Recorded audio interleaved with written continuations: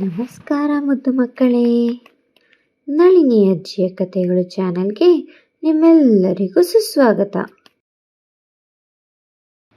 ಕೈಕೇಯಿಯ ದಾಸಿ. ಅವಳು ಕೈಕೇಯಿಯ ಬಳಿ ಹೋದಳು. ಕೈಕೇಯಿ ಸಂತೋಷದಲ್ಲಿ ಇದ್ದಳು. ರಾಮ ರಾಜನಾಗಲಿದ್ದಾನೆ, ಚೆನ್ನಾಗಿದೆ ಎಂದರು. ಮಂಥರ ಕೇಳಿದರು.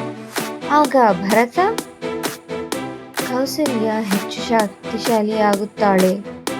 ಸಂದೇಹ ಕೈಕೇಯಿಯ ಮನಸ್ಸಿಗೆ ಬಂದಿತು. ಮಂಥರ ಹಳೆಯ ಘಟನೆ ನೆನಪಿಸಿದರು.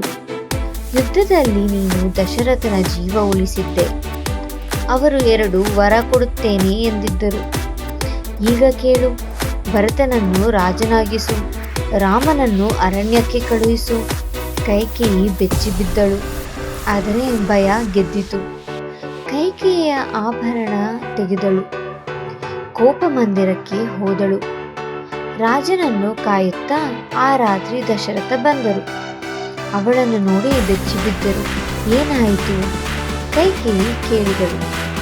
ನನ್ನ ಮಾತು ಉಳಿಸಿಕೊಳ್ಳುತ್ತೀರಾ? ದಶರಥ ಹೇಳಿದರು. ರಾಮನ ಮೇಲೆ ಪ್ರಮಾಣ. ಆ ಕ್ಷಣದಲ್ಲಿ ವಿಧಿ ಬದಲಾಗಿದೆ. ರಾಜಾಭಿಷೇಕಕ್ಕೆ ಸಿದ್ಧವಾಗಿದ್ದ ಅಯೋಧ್ಯೆ ಇದೀಗ ಮಹಾತ್ಯಾಗಕ್ಕೆ ಸಾಕ್ಷಿಯಾಗಲಿದೆ.